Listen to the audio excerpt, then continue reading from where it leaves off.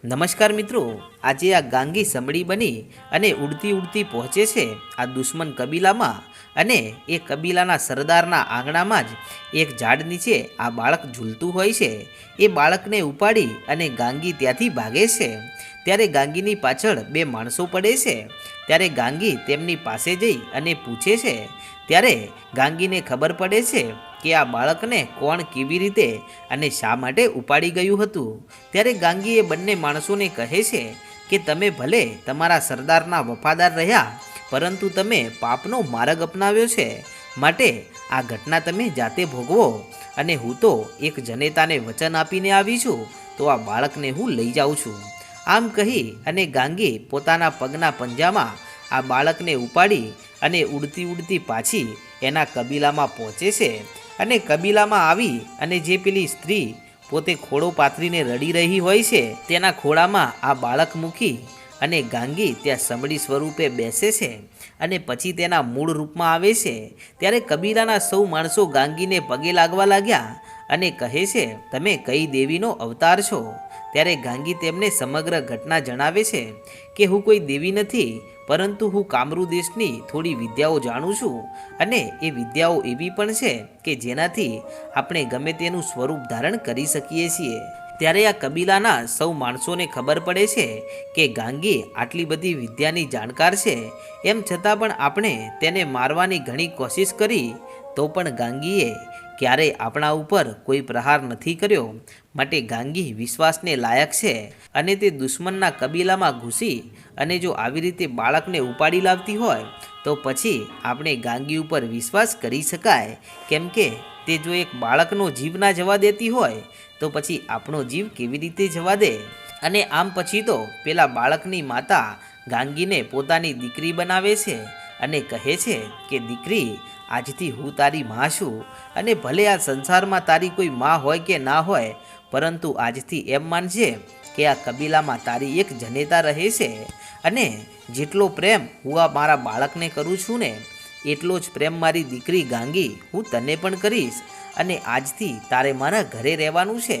ત્યારે ગાંગીની આંખમાં આજે પહેલીવાર દળદળ આંસુડા વહેવા લાગ્યા છે, કેમ કે ગાંગીએ ક્યારેય પોતાની જનેતાનો પ્રેમ જોયો નથી કે નથી તો તેના કાકા કુટુંબીનો પ્રેમ જોયો, પરંતુ આજે આવા જંગલમાં એક આદિવાસી બહેન ગાંગીને પોતાની દીકરી માની અને તેના ઉપર અપાર પ્રેમ વરસાવી રહી છે, તેથી ગાંગી રડી પડે છે અને આ બાઈને ગળે લાગે છે। અને આ બાજુ આ કબીલાના સરદાર અને બધા જ માણસો ભેગા થઈ અને ગાંગીને કહે છે કે ગાંગી, તું આ બાળક લાવી તો ખરા, પરંતુ આ બાળકને કોણ અને શા માટે ઉપાડી ગયા હતા? ત્યારે ગાંગી કહે છે કે હે સરદાર, આની પાછળ ખૂબ મોટી રાજ રમત રમાણી છે અને તમારા દુશ્મન કબીલાના જે સરદાર છે ને, એમની બાઈને પ્રસવની પીડા ઉપડી હતી અને એમની પાસે બે સ્ત્રીઓ હતી અને તેઓ આ પ્રસવની પીડામાં એ બાઈને સહારો આપતી હતી અને જ્યારે એમણે દીકરાને જન્મ આપ્યો, પરંતુ એ બાળક મૃત અવસ્થામાં હતું અને ત્યારે એ મરેલું બાળક લઈ અને બહાર પહેરો ભરતા બંને માણસોના હાથમાં આપતા કહ્યું કે સ્વામી, આ બાળક તો મરેલું જન્મ્યું છે અને આજે 20-20 વર્ષે આપણા સરદારને ઘરે દીવો ઝળહળતો થવાનો હતો, પરંતુ એ દીવો આજે બુઝાઈ ગયો છે અને હવે સરદારનો વંશ કેવી રીતે રહેશે? ત્યારે આ બંને માણસોએ એ બાળકને જમીનમાં ખાડો ખોદી અને દફનાવી દીધું અને પછી તેઓ આપણા કબીલામાં થઈ અને પ્રસાર થયા હતા। ત્યારે આ બાળક રડતું હતું અને આ બાળકને રડતું જોઈ અને તેઓ બાળકની પાસે પહોંચ્યા અને રાત્રિના અંધારામાં તેઓ આ બાળકને ઉપાડી ગયા અને પછી એ કબીલાના સરદારને જઈ અને કહ્યું, તમારે ત્યાં દીકરાનો જન્મ થયો છે, કારણ કે પેલી બંને સ્ત્રીઓ એમની પત્નીઓ હતી અને આ રહસ્ય એમના 4 જણાની વચ્ચે હતું, પરંતુ એ દુશ્મન કબીલાના સરદારને ખબર ન હતી કે એ બાળક તેઓ અહીંયાથી ઉપાડી ગયા હતા। અને જ્યારે હું એમની પાસે પહોંચી અને એ બાળકને લઈ અને જ્યારે હું આવતી હતી ત્યારે એ બંને માણસોએ મારો પીછો કર્યો હતો અને એમણે મને આ સમગ્ર ઘટના જણાવી છે। ત્યારે આટલી વાત સાંભળી અને સરદાર કહેવા લાગ્યા કે વાહ ગાંગી વાહ, આટલો મોટો ભેદ તારા સિવાય બીજું કોણ ઉકેલી શકે? અને હવે એ સરદારને ખબર પડશે ને ત્યારે એ બંને માણસોને તેઓ ફાંસીના માચડે ચડાવી દેશે અથવા તો મોતને ઘાટ ઉતારી દેશે, કારણ કે એમણે એમના સરદાર સામું દગો કર્યો છે. ત્યારે ગાંગી કહે છે કે હા સરદાર, તમારી વાત સાચી છે.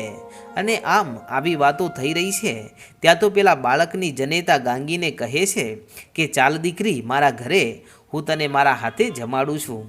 અને આમ આટલું કહી અને આ જનેતા ગાંગીનો હાથ પકડી અને પોતાના ઘરે લઈ જાય છે. અને આ બાજુ પેલા બંને માણસો હવે મૂંઝાણા છે અને એકે બીજાને કહ્યું કે ભાઈ હવે શું કરીશું? અને આ બાળક તો આપણે દુશ્મનોના કબીલામાંથી ઉપાડી લાવ્યા હતા, પરંતુ આ ગાંગી આવી અને એ બાળક તો લઈ ગઈ છે.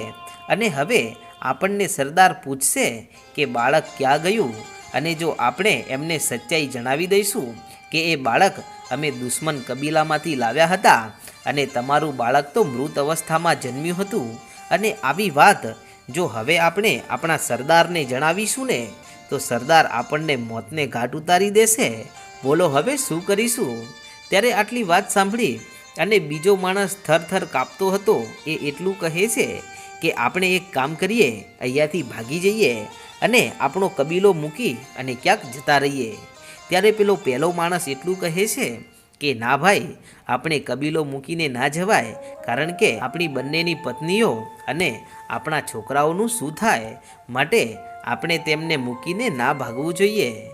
ત્યારે બંને મૂંઝાણા અને મનમાં એકબીજાને વાતો કરતા કહે છે કે તો હવે શું કરશું? જો સરદારને સાચી વાત જણાવશું તો સરદાર તેઓ આપણને જીવતા તો નહીં છોડે, અને આપણને જ નહીં પરંતુ આપણી પત્નીઓને પણ આ સરદાર મોતને ઘાટ ઉતારી દેશે, કારણ કે સરદારને જૂઠી વાતથી ઘણી નફરત છે. તો હવે કરશું શું? ત્યારે આમ આવી બધી વાતો કરતાં કરતાં બંને એક યુક્તિ કરે છે.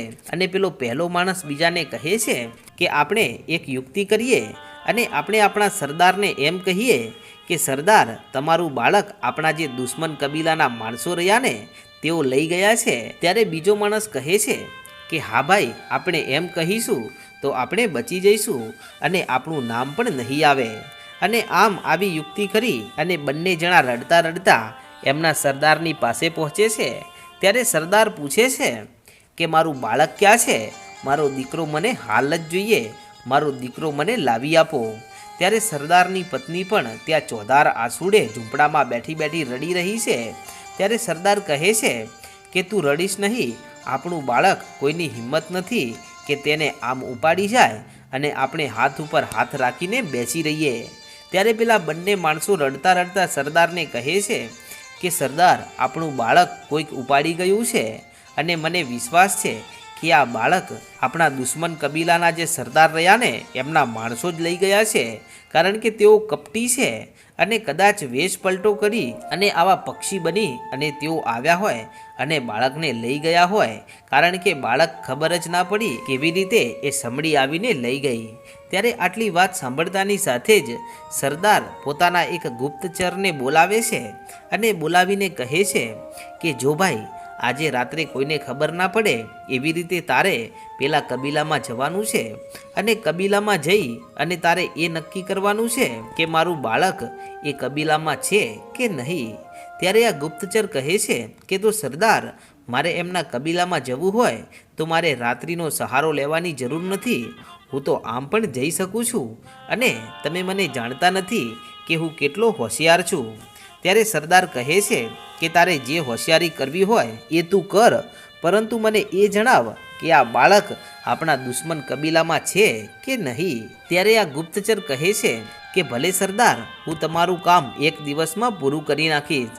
અને આમ આટલું કહી અને બીજા દિવસની વહેલી સવારે આ ગુપ્તચર ગાંડા માણસનો વેશ ધારણ કરે છે અને ગાંડો બની અને આ કબીલાની પાસે પહોંચે છે અને દુશ્મન કબીલાની પાસે પહોંચી અને ત્યાં જોર જોરથી રડવા લાગે છે.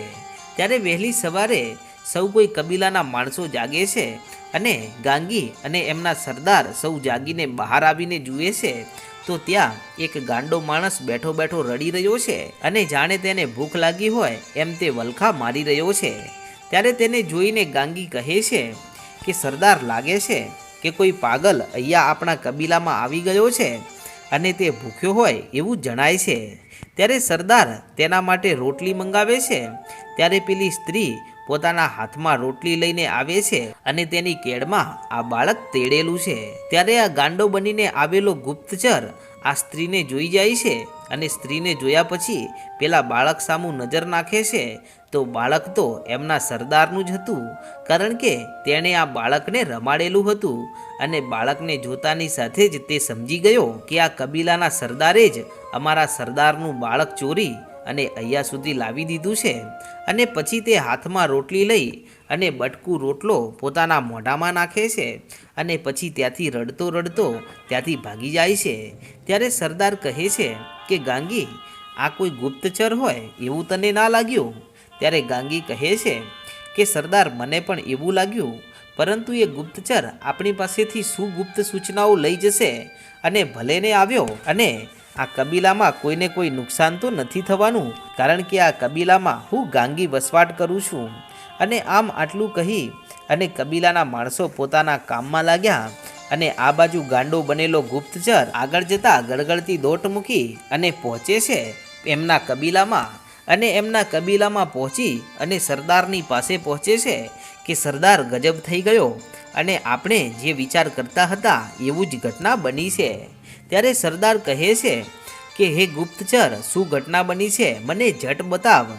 ત્યારે આ ગુપ્તચર એટલું કહે છે કે સરદાર, તમારું બાળક મેં મારા આ બંને હાથોથી રમાડેલું છે, એટલે મારી આંખો ક્યારેય દગો તો નહીં આપે અને મેં નક્કી જોયું છે અને હું એમના કબીલામાં પાગલ બનીને ગયો હતો અને એક સ્ત્રીની કેડમાં તમારું બાળક હતું અને આ એ જ બાળક હતું, કારણ કે એના ગળામાં તમે જે માળા પહેરાવી હતી ને એ જ માળા હતી અને એ જ વસ્ત્રો હતા અને બાળક પણ એ જ હતું।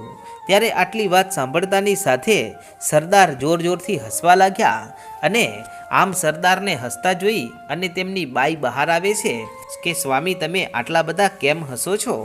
ત્યારે સરદાર કહે છે કે આજે મને એક વાતનો ગર્વ છે કે મારું બાળક હજુ જીવે છે અને હવે જો એ દુશ્મન કબીલાના એક એક માણસને જીવતા સળગાવી બાળી અને પછી મારા બાળકને જો પાછું ના લાવું તો હું પણ આ કબીલાનો સરદાર નહીં। અને ત્યારે સરદારની આટલી વાત સાંભળતાની સાથે જ તેમનો ગુપ્તચર કહે છે કે હા સરદાર, તેઓ આપણી સાથે દુશ્મની તો રાખતા હતા, પરંતુ હવે તેઓ કૂટનીતિનો ઉપયોગ કરે છે અને આપણું બાળક તેઓ લઈ ગયા છે, તો આપણે તેમની સાથે યુદ્ધ કરીએ અને યુદ્ધમાં એ આખા કબીલાને પાયમાલ કરી અને આપણું બાળક આપણે પાછું લાવીએ।